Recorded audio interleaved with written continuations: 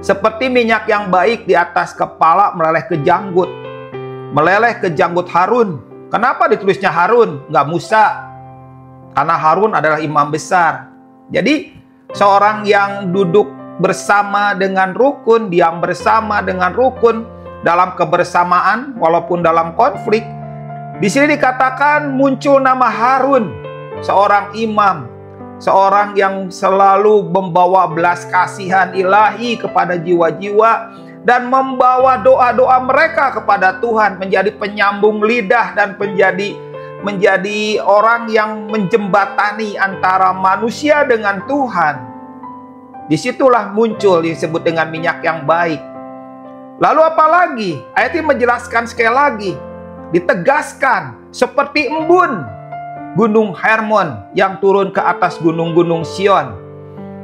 Lalu ayat ini diakhiri dengan kalimat yang bagus, sebab kesanalah Tuhan memerintahkan berkat, kehidupan untuk selama-lamanya. Alasan yang paling utama dari ayat ini, sungguh alangkah baik dan indahnya apabila saudara-saudara diam bersama dengan rukun. Itu perjanjian lama. Perjanjian baru, Yesus memberikan perintah baru. Dalam Yohanes 13 ayat 34 sampai 35. Aku memberikan perintah baru kepada kamu, yaitu supaya kamu saling mengasihi. Sama seperti aku telah mengasihi kamu, demikian pula kamu harus saling mengasihi.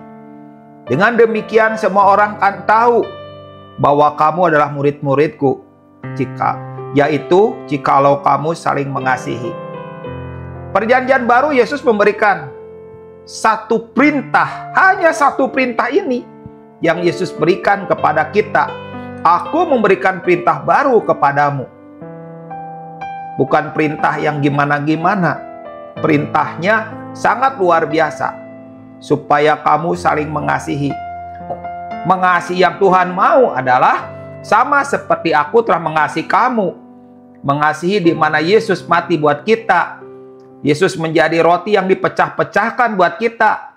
Yesus menjadi anggur yang ditumpahkan buat kita. Itu yang Tuhan mau. Cara Tuhan mengasihinya bukan cara manusia mengasihi. Dan Yesus dalam perjanjian baru ini memberikan penegasan supaya kita mengasihi, saling mengasihi seperti Yesus mengasihi kita. Itu yang Tuhan mau. Dengan demikian, semua orang akan tahu ciri yang paling menonjol. Semua orang akan tahu cirinya. Kamu adalah murid-muridku jikalau kamu saling mengasihi. Bagaimana bisa saling mengasihi? Perbedaan sedikit nggak bisa duduk. Konflik sedikit langsung ribut dan sebagainya. Kan susah. Di sini yang menyebabkan orang komunitas tidak berkomunitas. Karena memang nggak bisa duduk bersama. Ini juga ada yang lain. Orang benar yang tidak benar. Apa artinya orang benar yang tidak benar? Sisi Tuhan membenarkan kita. Namun sisi kita sebagai manusia yang tebusan Tuhan tidak menjaga kebenaran Tuhan. Ada banyak kebenaran jadi pembenaran. Menariklah mengenai duduk bersama ini sebagai orang-orang komunitas yang memberikan hati, memberikan hidup dalam komunitas.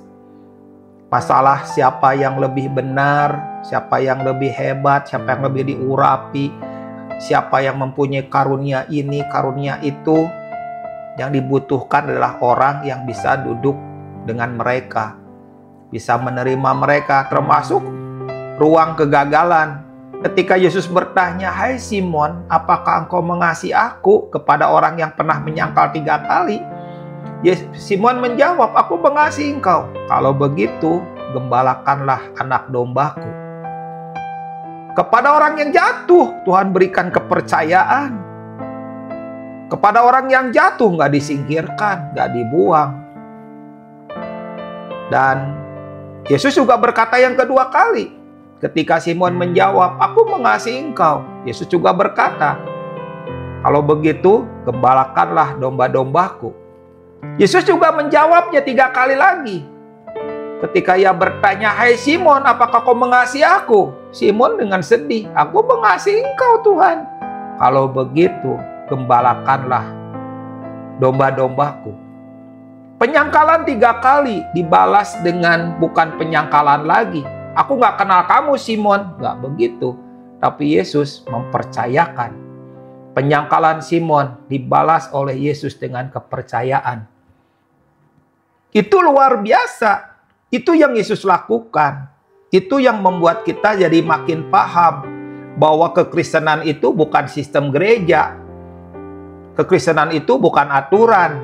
Kekristenan itu bukan tampil nggak tampil. Kekristenan itu bukan karunia, bukan pengurapan, bukan khotbah, bukan kerennya di panggung. Kekristenan itu seberapa besar kita mau duduk diam dengan rukun.